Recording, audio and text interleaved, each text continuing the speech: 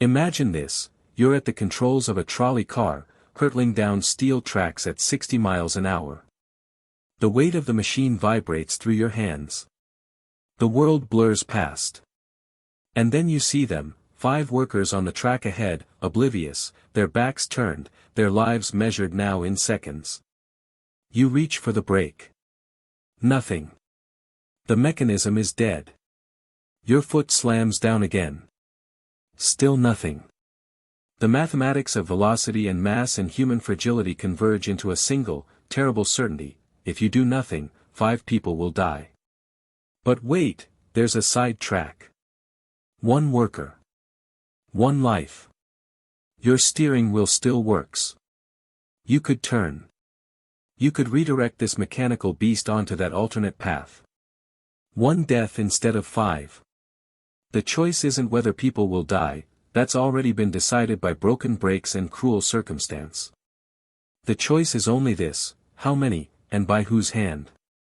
Before you answer, I need you to do something. Read this entire script, all the way to the end. Don't skip ahead. Don't jump to conclusions. Because what you're about to discover will fundamentally challenge everything you think you know about right and wrong. The answer you give now, before this journey, won't be the same answer you give after. I promise you that. What do?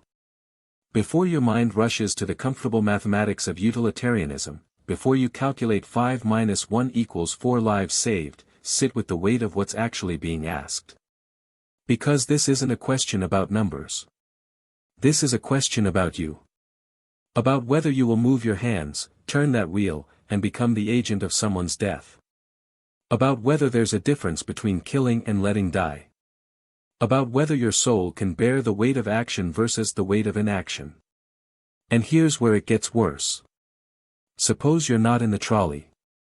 Suppose you're standing on a bridge, watching this same catastrophe unfold below you. The same 5 workers. The same broken brakes. The same doomed mathematics. But now, standing next to you, leaning over the railing, is a very large man. Large enough that if he fell onto the tracks, his body would stop the trolley. 5 lives saved. 1 life taken. The same equation. The same outcome. Could you push him? Most of you who would turn the wheel wouldn't push the man. Why? What changed? The math is identical. The result is identical. 5 live, 1 dies. But something in your moral architecture rebels. Something insists that there's a difference between redirecting a trolley and using a human being as a physical instrument of salvation. Between death as a side effect and death as a means. But can you articulate why? Can you defend the principle that makes you turn in one case and freeze in the other? Or are you simply responding to moral intuitions you've never examined, inherited commandments written in emotional code you can't decipher? This is where philosophy stops being an academic exercise and becomes a mirror held up to your soul. Because the truth is, you already have answers to these questions. You've been living them. Every time you choose convenience over principle, every time you calculate acceptable losses, every time you decide whose suffering counts and whose doesn't, you're answering these questions. You're just doing it unconsciously, unreflectively, with inherited scripts running in the background of your consciousness. What if those scripts are wrong? What if the moral framework you've built your life upon, the one that tells you what's right and wrong, what's justified and what's forbidden, what if it's riddled with contradictions you've never confronted? What if you're living by principles you couldn't defend if pressed? What if the person you think you are and the person your choices reveal you to be are radically different? These aren't abstract puzzles designed to pass time in philosophy classrooms. These are questions of identity. Of integrity.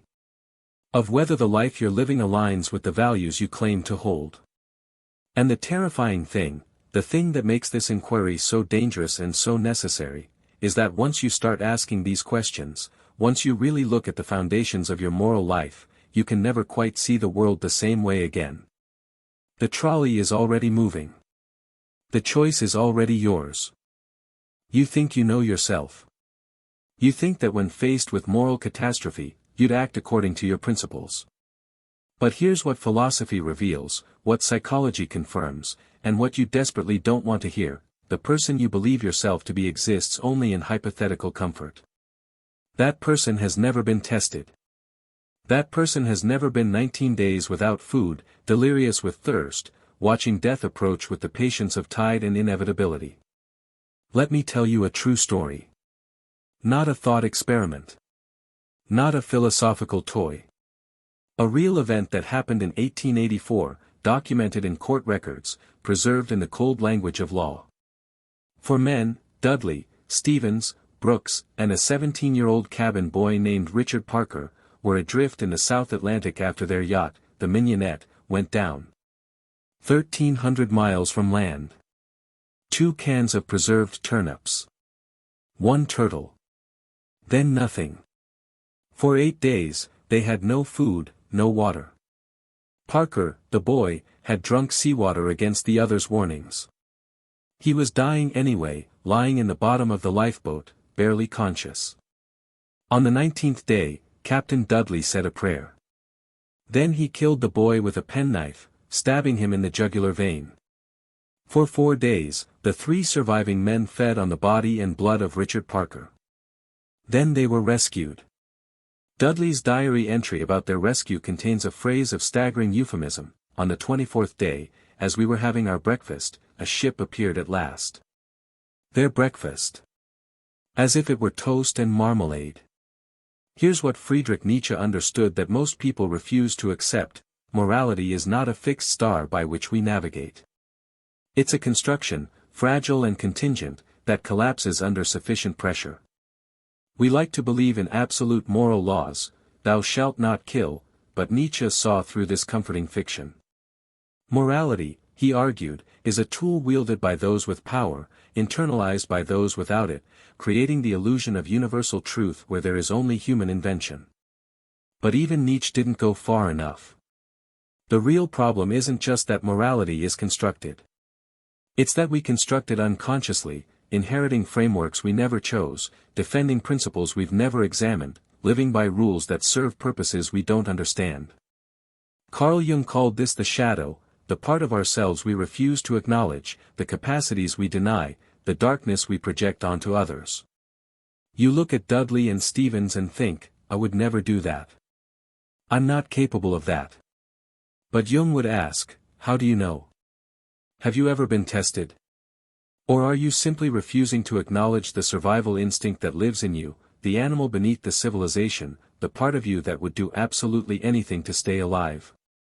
The psychological truth that most disturbs us is this: moral principles are luxuries of safety. They exist in abundance when the stakes are low. But under extremity, under genuine existential threat, the architecture of ethics begins to crack. Not because people are evil, but because morality itself is revealed as a learned behavior, a social construction that requires certain conditions to maintain itself. Viktor Frankl, who survived Auschwitz, wrote something that still haunts: the best of us did not return. He meant that survival in the camps often required moral compromises that the truly good refused to make. The ones who survived weren't always the most virtuous, they were the most adaptable, the most willing to bend, to calculate, to do what was necessary.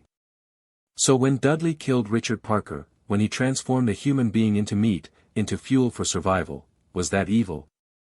Or was that simply the truth of human nature stripped of its comfortable disguises? Was that murder?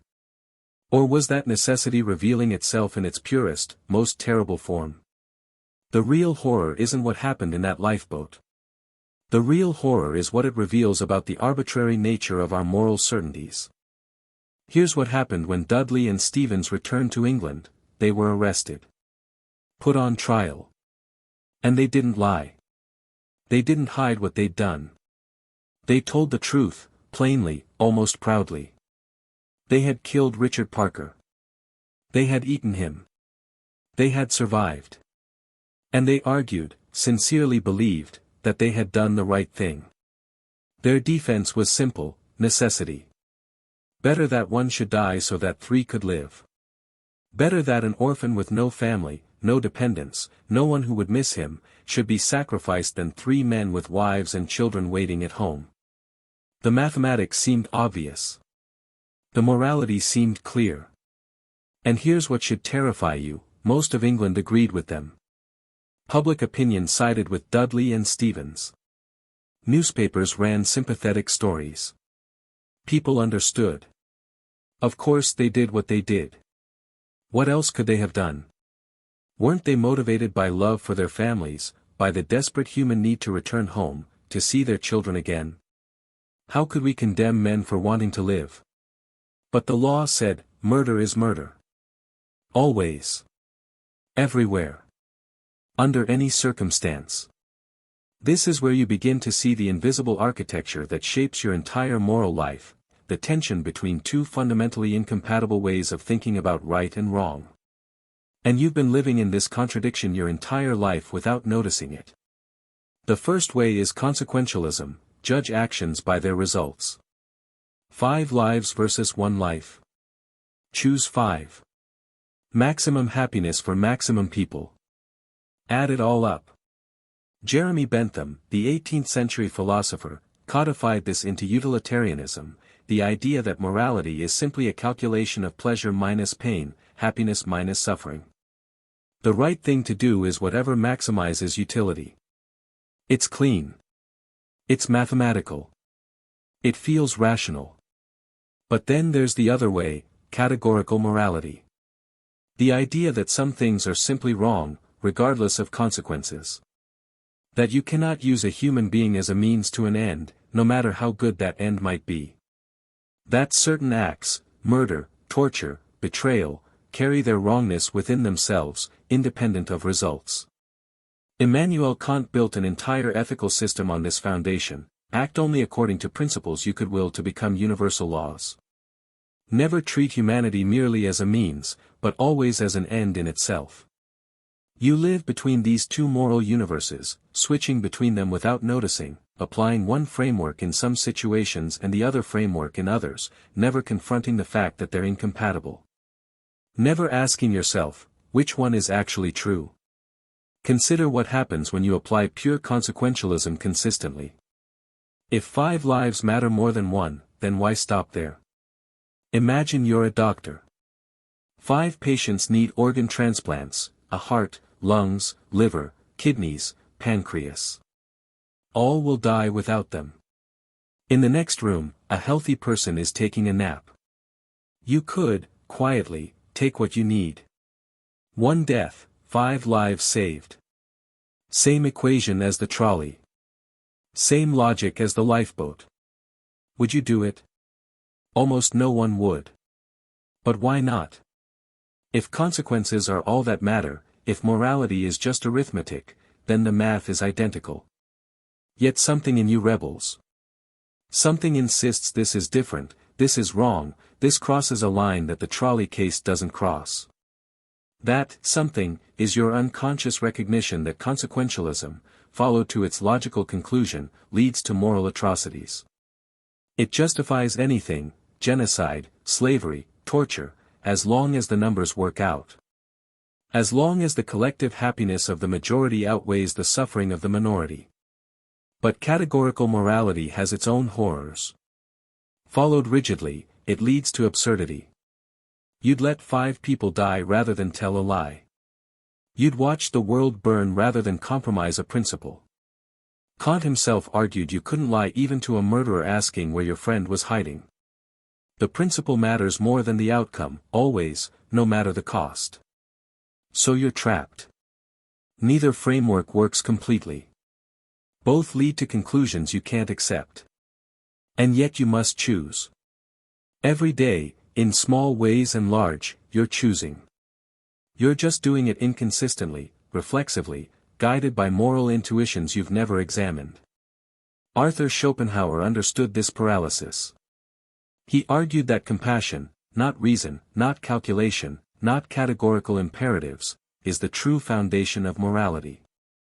That we act rightly only when we genuinely feel the suffering of others as our own, when the boundaries between self and other temporarily dissolve. But even compassion has limits. Even compassion runs out when you're 19 days without food. The unseen consequence of living with unexamined moral frameworks is this: you become a stranger to yourself. You discover, in moments of crisis, that you don't actually know what you believe. That your principles are shallow. That the person you thought you were, principled, consistent, good, was only a character you played when playing it was easy. The way out of this moral labyrinth isn't to choose between consequentialism and categorical morality. It's to recognize that the very framework of the question, the way you've been taught to think about ethics, is itself the problem. Listen to what happened in that courtroom, in those discussions about Dudley and Stephens. People started introducing new variables. What if Parker had consented? What if they'd held a lottery? What if it had been his idea? Suddenly, the same act, killing and eating a human being, shifts from absolutely wrong to potentially permissible based on a single factor, consent. This is the rebellion, recognizing that moral truth isn't found in abstract principles but in the quality of human relationships and the conditions under which choices are made. Jean-Paul Sartre grasped something crucial that most moral philosophy misses: we are condemned to be free. There is no cosmic rulebook, no divine authority, no absolute moral law written into the fabric of reality. There is only freedom, terrifying, absolute freedom, and the responsibility that comes with it. Every moral principle you follow, you have chosen to follow. Every value you hold, you have chosen to hold. Even if you inherited them, even if you never consciously decided, you are choosing them right now by continuing to live by them. This is what makes the consent argument so seductive and so dangerous. When people say, if Parker had agreed, it would be okay, what they're really saying is that human autonomy, the right to make choices about your own life, is the foundational moral value. More fundamental than life itself. That a chosen death is qualitatively different from an imposed one. But dig deeper. What makes consent meaningful? Kathleen, in that discussion, asked the right question: what if they'd asked Parker for permission? What if, in his semi-stupor, dying from seawater poisoning, he'd murmured, okay? Would that have been real consent? Or coercion dressed in the language of choice? Here's where Aldous Huxley's insights become vital: we are extraordinarily good at manufacturing consent, at creating conditions where people freely choose what we need them to choose. The mechanisms of persuasion, social pressure, desperation, these don't announce themselves. They operate invisibly, making us believe our choices are autonomous when they're actually shaped by forces we don't recognize. True freedom requires more than just the absence of physical coercion. It requires awareness. It requires the ability to see the forces shaping your choices. It requires what Socrates spent his life pursuing: self-knowledge. And this is where the real rebellion begins, not in choosing different principles, but in developing the capacity to examine the principles you already hold. Consider the lottery idea. Many people found it morally significant. If they'd all agreed to a lottery, if everyone had an equal chance of being sacrificed, somehow that makes it acceptable. But why? What moral work is the lottery doing? It's creating the illusion of fairness, the appearance of equality. It's distributing the risk evenly, which feels just. But it doesn't change the fundamental act: it's still killing and eating a human being. The lottery is a procedure, a ritual that transforms murder into sacrifice by wrapping it in the language of impartiality. This is how societies have always justified violence, through procedures that make the outcome feel inevitable rather than chosen. We don't execute criminals, the justice system does. We don't kill in war, we follow orders. We don't exploit workers, the market determines wages. The passive voice, the appeal to process, the hiding of agency behind institutional mechanisms, these are the ways we make horror palatable. Breaking free means recognizing these mechanisms in your own thinking. It means asking, when you appeal to fairness, to procedure, to following rules, are you actually pursuing justice, or are you using process to avoid responsibility for outcomes? Marcus, defending Dudley and Stephens, said something raw and honest: you gotta do what you gotta do. There's a brutal clarity in that. No appeals to principle. No moral sophistication. Just the recognition that survival strips away pretense. But even Marcus revealed something unconscious. He immediately started calculating consequences, imagining the sailors going home to start charities, to contribute to society. Even in defending pure necessity, he couldn't help but add utilitarian justification. This is the human condition, we cannot escape moral reasoning. We cannot act without implicitly endorsing some framework, some set of values, some vision of what matters and why. The question is only whether we'll examine those frameworks or let them operate invisibly. The rebellion, then, is radical self-honesty. It's the willingness to acknowledge that you don't have consistent principles. That your moral intuitions contradict each other. That the person you want to be and the person you'd actually become under pressure might be completely different. It's recognizing what Nietzsche meant when he said, "There are no moral phenomena, only moral interpretations of phenomena." The facts, 5 workers, 1 worker, a dying cabin boy, these are just facts. The meaning we assign to them, the frameworks we use to judge them, these are our creations. And if they're our creations, we can examine them. Question them. Reconstruct them. Not arbitrarily, not according to convenience, but through genuine philosophical inquiry, the kind that costs something, that risks your comfortable certainties, that might leave you more confused than when you started but infinitely more honest. Here is the truth that changes everything, the realization that makes it impossible to return to your old way of thinking. You have been living answers to these profound moral questions every single day of your life, and you never knew it. Every time you buy cheap clothing manufactured in conditions you'd never accept for yourself, you're answering the trolley problem.